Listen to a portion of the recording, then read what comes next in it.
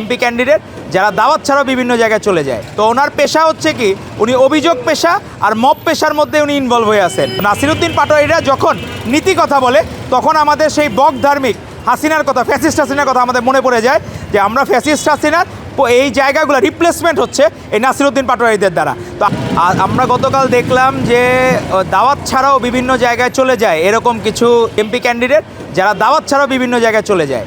আমাদের তো ছাত্র জীবনে আমরা মুভি দেখছি, হলো 3 ইডিয়টস নামে একটা মুভি দেখছি, ওখানে দেখলাম যে দাওয়াত ছাড়া বিভিন্ন জায়গায় এরা বিয়ের দাওয়াতেও চলে যায়। তো আমার মনে হয় নাসিরউদ্দিন পাটোয়ারিরা ওই বেশি মাত্রায় সিনেমা দেখার কারণে এরা হলো যে কোনো জায়গায় দাওয়াত না পাইলেও হাবিবুল্লাহ বাহার কলেজে গতকাল চলে গেছিলো। তো এই হাবিবুল্লাহ বাহার কলেজে যাওয়ার কারণে সাধারণ শিক্ষার্থীরা এখন বিষয়টা কীভাবে নিচ্ছে তাদের ব্যক্তিগত বিষয়। আমরা দেখলাম সাধারণ শিক্ষার্থীরা বিষয়টা ভালোভাবে নেয় নাই। আর তার সে জায়গায় তার আচরণগত যে সমস্যা, মানুষজন কি করে, ওনার যদি জিজ্ঞেস করে যে আপনি কি করেন, তখন উনি বলবে আমি অভিযোগ করি। আর যদি জিজ্ঞেস করে যে আপনার অবসর সময়ে কি করেন, তখন বলবে আমি মাঝে মাঝে মব করি।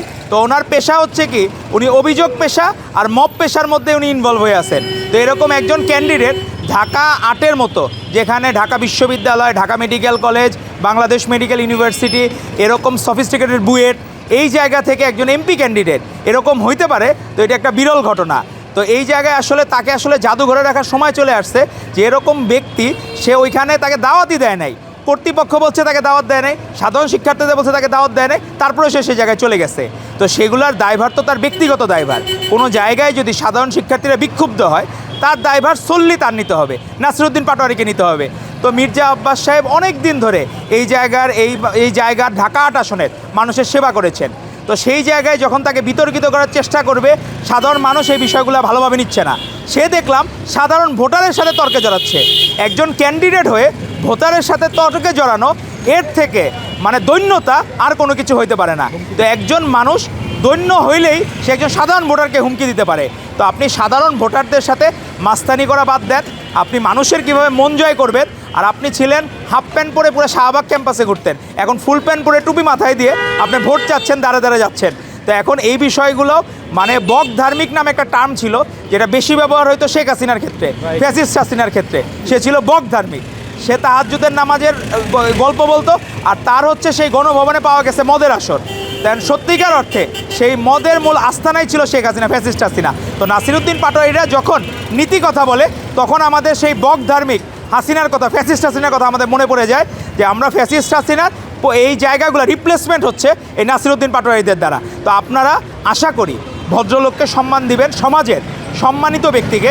আপনি যে বললেন যে বিভিন্ন জায়গায় ভোটারদের বলতেছেন গ্যাংস্টার, আপনি প্রমাণ করেন আব্বাস সাহেব যে গ্যাংস্টার না হলে। আব্বাস সাহেব তো ব্যাপক সহনশীলতার পরিচয় দিচ্ছেন, কারণ উনি দল করেন জিয়াউর রহমান, বেগম খালেদা তারেক রহমানের। উনি সহনশীল বলেই উনি কিন্তু এখনও মানহানি মামলা করেন নাই। না হলে যেসব কথাবার্তা নাসিরউদ্দিন পাটোয়ারি বলে, তার তো বয়স আসলে কি ওই ছোটদের মধ্যে সে বড়। তো সে মনে করে নাহিদদের থেকে বড় দেখে সে দাদাগিরি করে, সে সবার দাদা হয়ে গেছে, বা সে হলো সবার বড় হয়ে গেছে, সিনিয়র হয়ে গেছে। তার কথাবার্তা সেরকম মনে হয়। তবে সে এই বাল খেললো আচরণ, তার যে শিশুসুলভ আচরণ, এগুলো যদি পরিহার না করে, তাহলে তার জন্য এই যে দাওয়াত ছাড়াও বিভিন্ন জায়গায় গেলে তো হেনস্থার শিকার হবেই। তো এখন সেই জায়গায় তার বিষয়গুলো আমাদের বিবেচ্য বিষয় না। আমরা নান অফ আওয়ার বিজনেস, সে কী করবে, কিন্তু আচরণবিধি লঙ্ঘন করলে বা পাশাপাশি কোনো জায়গায় সে হুট করে চলে গেলে সেই জিনিসগুলো বিব্রতকর। আমরা নিজেরাও দাওয়াত ছাড়া কোনো জায়গায় যাই না। আমরা নর্মালি বিয়ে বাড়িতে গেলেও দাওয়াত পেয়ে যাই, দাওয়াত ছাড়া কোনো জায়গায় যাই না। তো সে দাওয়াত না পেয়ে এই ধরনের চর্চা সে আশা করি বন্ধ করবে এবং এই ধরনের মব সৃষ্টি থেকে সে বিরত থাকবে।